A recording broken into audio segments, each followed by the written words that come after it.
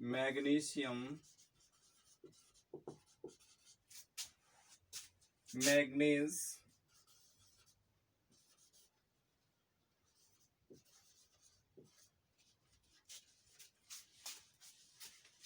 पाए जाते हैं।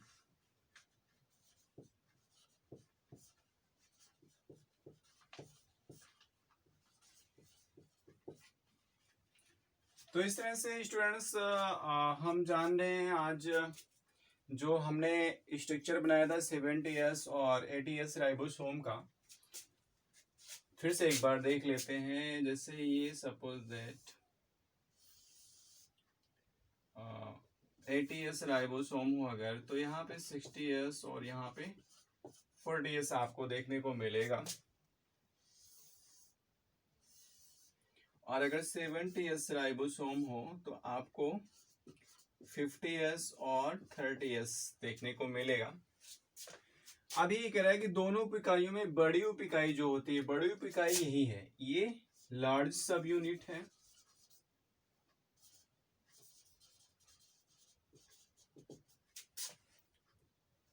मतलब कि बड़ी उप इकाई,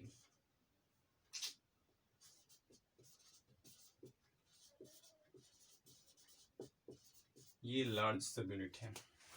and this is the small सब यूनिट।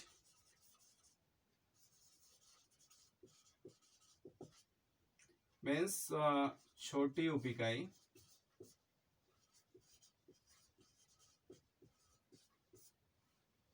सेम ऐसे यहाँ पर भी ये लार्ज रहेगा, ये स्मॉल रहेगा। ठीक है, ये चीज समझ लीजिए। इसके बाद देखिए, दोनों उप इकाइयों में बड़ी उप इकाई गुंबदाकार। ये जो बड़ी उप इकाई है ना, ये गुंबद के आकार का, आपने गुंबद बना हुआ देखा होगा, जैसे मस्जिदों के ऊपर गुंबद बना हुआ होता है, या अगर आपने ताजमहल देखा हो तो आप देखे होंगे कि ताजमहल के ऊपरी सिरे पर गुंबद बना हुआ होता है। तो उसी आकार के आपको देखने को मिलेंगे। और यहाँ पे क्या है कि दोनों उप इकाइयों में बड़ी उप इकाई गुंबदाकार और छोटी उप इकाई अंडाकार होती है। अंडा तो देखे ही होंगे ना, अंडा तो देखे ही होंगे मेरे ख्याल से उसमें। अब ये अंडाकार कैसे होता है, जैसे कुछ इस तरह का होता है, ताकि ये यूनिट सब यूनिट जो है अंदर चली जाती है ना, इसलिए दिखता नहीं है। अंडाकार व टोपी के समान। अब यहाँ पे टोपी के समान मतलब हेड टाइप लग रहा है। इन उप इकाइयों का संयोजन या वियोजन, मतलब कि ये दोनों यूनिट आपस में जुड़ना और इनका टूटना किसकी वजह से होता है? मैग्नीशियम आयनों की सांद्रता पर निर्भर करता है। Concentration of magnesium ion. अगर मैग्नीशियम आयन ज्यादा सांद्र है तो ये आपस में जुड़ जाएंगे, और अगर इनकी सांद्रता कम है तो ये पीछे हट जाएंगे और फिर टूट जाएंगे। प्रोटीन संश्लेषण के समय संदेश वाहक आरएनए मतलब mRNA मैसेंजर आरएनए के ऊपर जुड़कर, जैसे आरएनए के ऊपर ये जुड़ते हैं और जुड़ने के बाद ये संपूर्ण राइबोसोम, एक राइबोसोम का निर्माण करते हैं।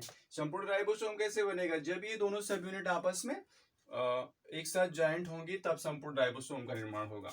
और जब इस तरह से एक श्रृंखला के रूप में, मतलब कि एक श्रृंखला के रूप में ये ऐसे जुड़ती जाती हैं तो एक चेन बन जाता है, और इसी चेन को हम पॉलीसोम, पॉलीराइबोसोम या बहुराइबोसोम के नाम से जानते हैं। अगर हम बात करें इनके रासायनिक संगठन की, तो इनके रासायनिक संगठन में आपको RNA, protein, calcium, magnesium, manganese, ये सब कुछ देखने को मिल सकता है और मिलता है। तो स्टूडेंट्स, ये रहा आपका types of ribosome and structure of ribosome. Next topic हमारा है फंक्शन ऑफ राइबोसोम। तो फंक्शन ऑफ राइबोसोम की भी हम बात करने वाले हैं, चलिए देखते हैं अभी। हाँ, तो स्टूडेंट्स अभी हम डिस्कस करने वाले हैं फंक्शन ऑफ राइबोसोम की, क्योंकि इसके पहले हम टाइप्स ऑफ राइबोसोम और स्ट्रक्चर ऑफ राइबोसोम के बारे में डिस्कस कर चुके हैं। तो चलिए देर ना करते हुए हम बहुत जल्दी शुरू करते हैं फंक्शन ऑफ राइबोसोम को। फंक्शन ऑफ राइबोसोम, हिंदी में बोले तो कह सकते हैं कि राइबोसोम के कार्य, राइबोसोम के कार्य।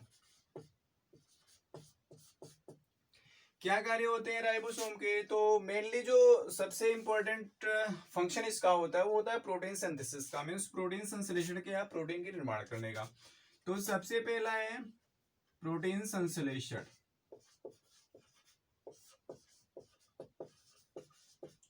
प्रोटीन संश्लेषण का कार्य करता है।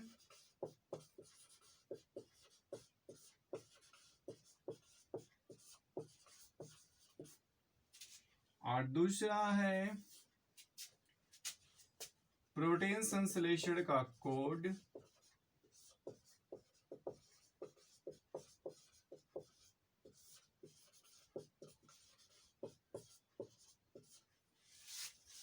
डीएनए के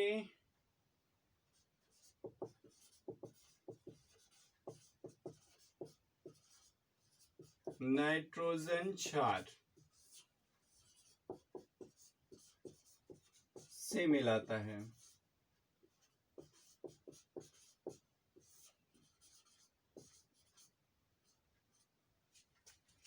और तीसरा पॉइंट है राइबोसोम पर विभिन्न प्रकार के एमिनो अम्ल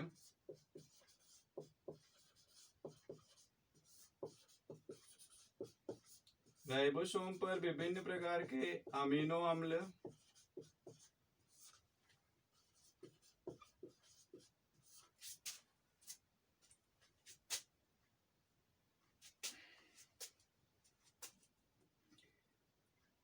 निश्चित क्रम में व्यवस्थित होकर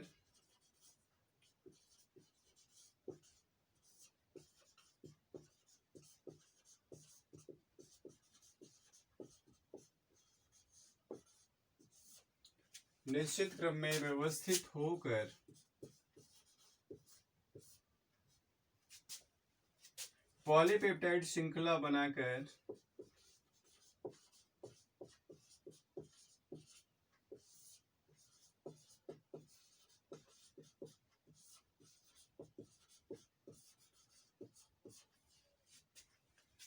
प्रोटीन का निर्माण करते हैं।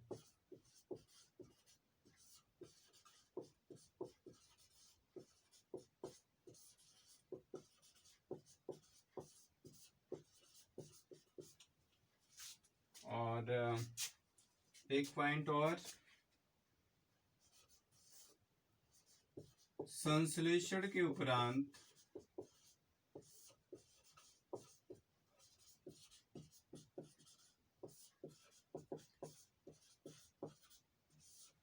प्रोटीन की उपयुक्त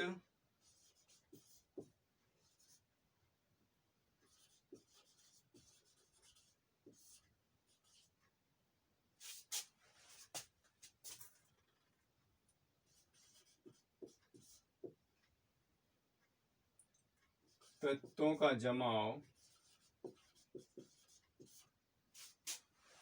विभिन्न प्रोटीनों की सहायता से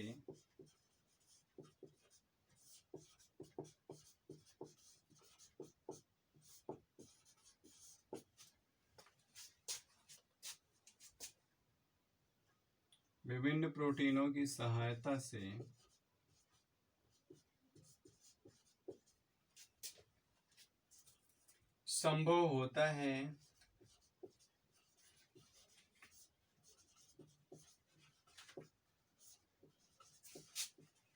जिन्हें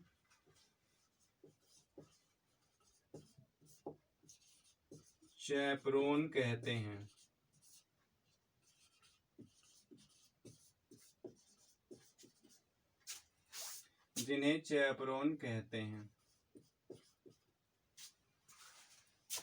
तो ये मेन फंक्शन आप राइबोसोम है, राइबोसोम के प्रमुख कार्य।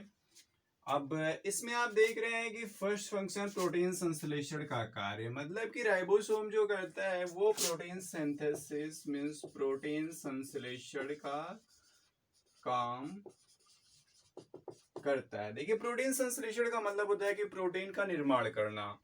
प्रोटीन का निर्माण करने से हमारा तात्पर्य है कि प्रोटीन बनाना, मतलब प्रोटीन बनाने का काम कौन कर रहा है? राइबोसोम करता है। ये मेन फंक्शन इसका है, बाकी सब तो साइड वाले हैं।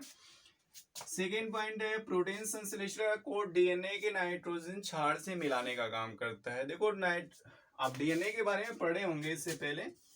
तो डीएनए मतलब होता है deoxy ribonucleic acid,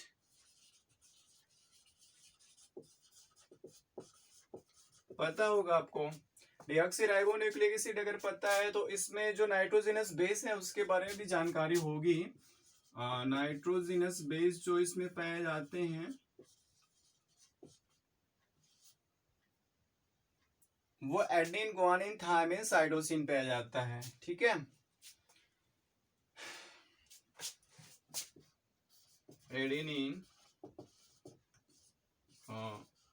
guanine, thymine and cytosine, ये प्रमुख नाइट्रोजनस बेस पाए जाते हैं। किसमें? डीएनए में पाए जाते हैं, डीएनए में पाए जाते हैं, और इन्हीं को हम नाइट्रोजनी क्षार बोलते हैं। तो अब ये राइबोसोम क्या काम करेगा? प्रोटीन संश्लेषण का कोड, देखो प्रोटीन संश्लेषण का एक कोड होता है, मतलब प्रोटीन निर्माण करने का एक कोड होता है। कोड मतलब संकेत। जैसे अभी किसी को आप कुछ पूछते हो, जैसे कि पूछते हो पानी ले आए, तो वो क्या करता है? मुंह से बोलता है, नहीं तो फिर सर हिला देता है। सर हिलाने का मतलब क्या? कि वो आपको संकेत दे रहा है कि पानी मुझे चाहिए कि नहीं चाहिए।